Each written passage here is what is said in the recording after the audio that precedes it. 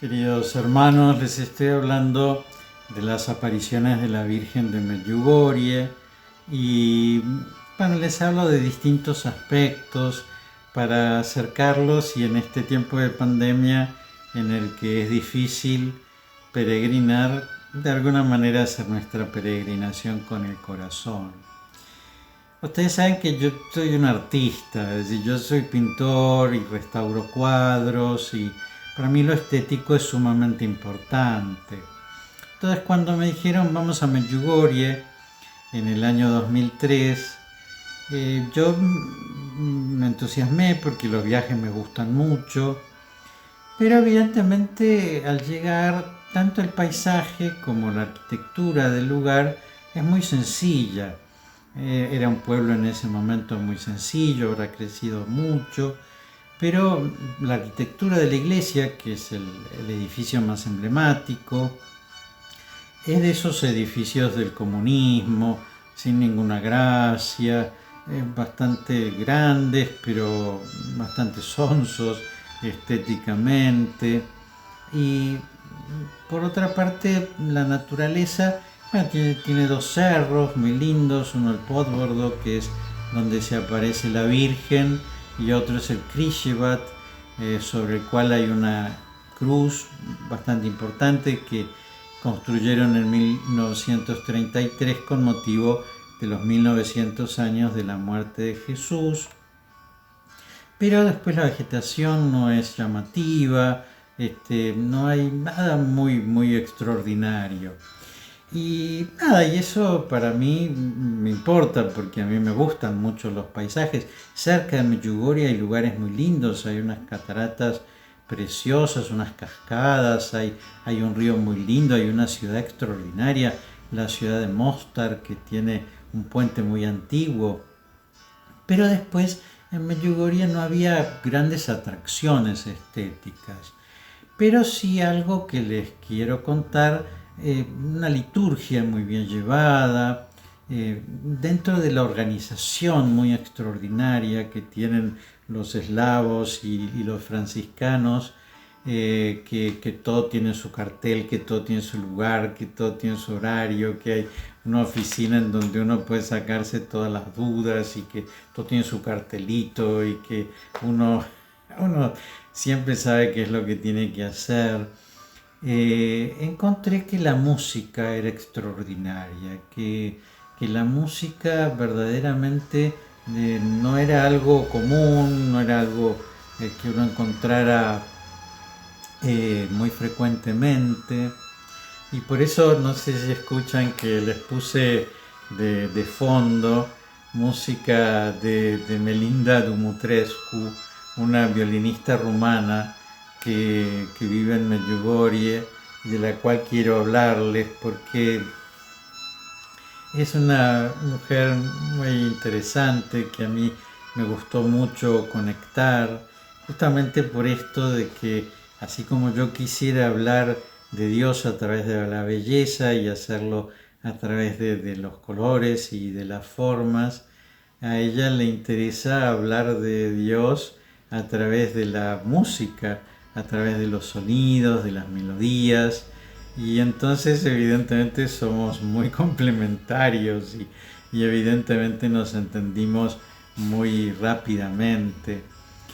Bueno, esta Melinda, que los invito a que ustedes la busquen porque hay muchas grabaciones de ella en internet y lo pueden hacer y pueden seguir la música de Medjugorje. Y yo quiero que este video termine con un pequeño concierto que nos ofreció en el año 2017 en una peregrinación que hicimos a Medjugorje. Pero contarles que ella es una niña prodigio, una mujer rumana que pertenece a una familia, que a su padre de muy jovencita le dio un violín, ¿no es cierto? Y le instruyó en el violín y su madre le transmitió una férrea fe. Y de esta manera ella a los 14 años, en 1990, recibe una copa de oro un premio muy importante en Italia por su interpretación musical. Bueno, esto le permite que la inviten por todas partes y llega a ir hasta el Japón, donde el 5 de diciembre de 1992 toca el Ave María en Tokio, ni más ni menos, el Ave María en violín. Y entonces ella comprende en ese momento la importancia de Dios, de la posibilidad de transmitir a Dios a través de su música. Le estaba hablando de Dios a hombres que quizás no eran cristianos, y lo hacía a través de eso, de su música. Bueno, y ese día él conoce a un maestro suyo que le va a conseguir una beca en Alemania, donde ella va a completar sus estudios. Sigue el tiempo y en 1996, que ya es de ir a misa diariamente, y entonces una señora de su parroquia, que había ido muchas veces a Medjugorje, le insiste: vos tenés que venir a Medjugorje y tocar para la Virgen. Bueno, y así es que la convence y va a Medjugorje en 1996 y se encuentra con el padre Slavko, que era un sacerdote franciscano encantador, que murió en olor de santidad y que fue quien la recibió y quien entendió que ella tenía algo muy lindo para darle a Medjugorje, y era su música. Y entonces ella se integra en el servicio parroquial de Medjugorje, y en cualquiera de las adoraciones y en cualquiera de las misas uno va a encontrarla, y de repente va a escuchar algo y en un momento va a entrar el violín de una manera mágica es como tocarnos el alma, ¿no? Y llevarnos a Dios directamente, y esa es su entrada, que lo hace extraordinariamente. Bueno, en un momento ella pensó en consagrarse en una comunidad religiosa que hay en Medjugorje, y entonces estuvo un tiempo haciendo ahí un discernimiento, pero desde el año 2013 ella participa en un emprendimiento que se llama Pequeñas Estrellas de Jesús y de María, que es una propuesta lindísima para músicos que quieran consagrarse a Dios, que quieran servirlo, que quieran ofrecerle su castidad, ¿no es cierto? Es decir, el no dedicarse a otra cosa más que hablar de Dios a través de su música.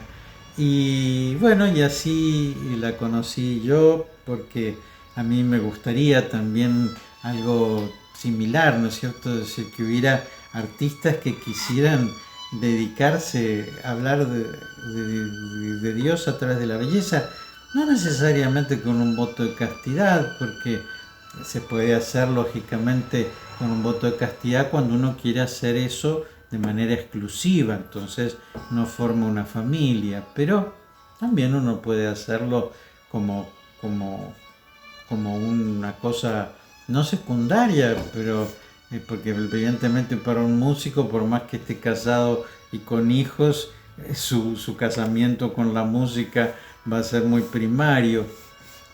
Lo mismo pasa con cualquier artista, lo mismo pasa con cualquier persona que está apasionada por algo. Pero sí, me parece algo tan lindo el poder hablar de Dios a través de la belleza, y tan necesario para el mundo de hoy, porque al mundo de hoy, si le hablamos a la inteligencia, no le importa, no le importan las razones, no le importan las enseñanzas maravillosas de Santo Tomás de Aquino, no le importan las razones, porque descree de las ideas.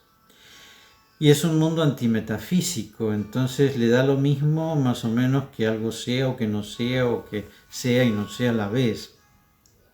Después también es un mundo que se pregunta qué está bien, y que vive una gran crisis ética. Está bien tal cosa, para tal época estuvo bien tal otra, en tal época se consideraba que esto había que hacerlo y que esto estaba mal, y entonces ve como relativa la moral misma, ¿no?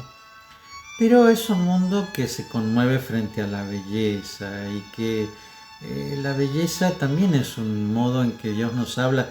Y fíjense en la creación, ¿no? Cómo a Dios le importan los colores y le importan los sonidos y le importan las formas y le importa decirnos de mil formas que nos ama a través de la belleza. Y por eso me parece que es algo tan lindo el hacerlo.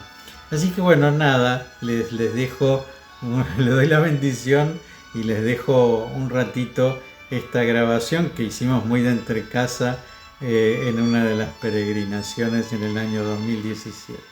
Que Dios los bendiga y los proteja en el nombre del Padre y del Hijo y del Espíritu Santo. Amén.